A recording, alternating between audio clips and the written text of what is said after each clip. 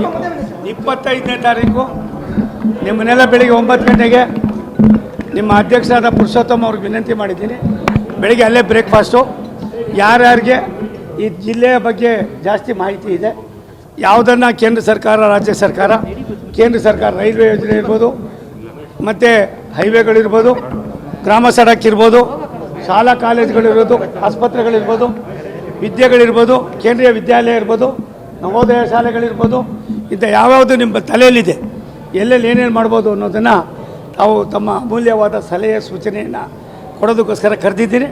ದಯಮಾಡಿ ಬೆಳಗ್ಗೆ ಅಲ್ಲಿ ಬಂದು ಬ್ರೇಕ್ಫಾಸ್ಟ್ ಮಾಡಿ ಸುಮಾರು ತೀರ್ಮಾನವನ್ನು ಮಾಡೋದ್ರ ಮುಂಚಿತವಾಗಿ ನಿಮ್ಮ ಸಲಹೆಯನ್ನು ಕೂಡ ಪಡೆದು ಯಾವುದನ್ನು ಎಷ್ಟು ಆದ್ಯತೆ ಕೊಡಬೇಕು ಕೊಡೋದಕ್ಕೆ ನಾವು ಕಾರ್ಯಕ್ರಮವನ್ನು ರೂಪಿಸ್ಕೊಳ್ಳೋ ಪ್ರಯತ್ನ ಮಾಡ್ತೀವಿ ಅಂತ ಹೇಳಿ ಇವತ್ತೇನಲ್ಲಿ ಹೇಳಿದ್ದೀನಿ ಅದೆಲ್ಲವನ್ನೂ ಕೂಡ ಈಗಾಗಲೇ ನೀವು ತೊಗೊಂಡಿರೋದ್ರಿಂದ ಅದ್ರ ಬಗ್ಗೆ ಮತ್ತೆ ಪೋಸ್ಟ್ಮಾರ್ಟಮ್ ಬೇಕಿಲ್ಲ.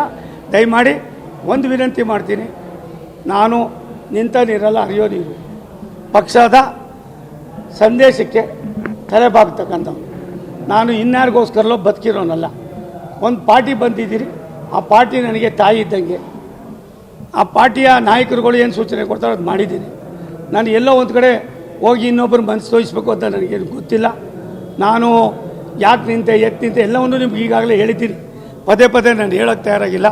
ನಿಮ್ಮಲ್ಲಿ ವಿನಂತಿ ಮಾಡ್ತೀನಿ, ಇದಕ್ಕೆ ಸ್ವಲ್ಪ ನೀವು ರಾಜ್ಯದ ಬಗ್ಗೆ, ದೇಶದ ಬಗ್ಗೆ, ಈ ಜಿಲ್ಲೆ ಬಗ್ಗೆ, ಜಿಲ್ಲೆಯಲ್ಲಿರ್ತಕ್ಕಂಥ ಅನೇಕ ಕೆಲಸ ಕಾರ್ಯಗಳ ಬಗ್ಗೆ ನಿಮ್ಮ ಅನುಭವವನ್ನು ದಯವಿಟ್ಟು 25ನೇ ತಾರೀಕು 2 ಗಂಟೆ ನಿಮ್ಮ ಜೊತೇಲಿರ್ತೀನಿ.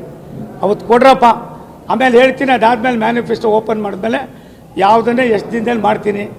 ನಾನು ನಾಳೆ ರಾತ್ರಿಯಿಂದ ಎಲ್ಲಿರ್ತೀನಿ, ನಿಮ್ಮ ಜೊತೆಯಲ್ಲಿರ್ತೀನಿ. ನಾಮಿನೇಷನ್ ಮಾಡೋದು ಯಾವತ್ತು ಅಂತ ನಿಮಗೆಲ್ಲ ತಿಳಿಸ್ಬಿಟ್ಟೆ ಮಾಡ್ತೀವಿ. ಒಂದು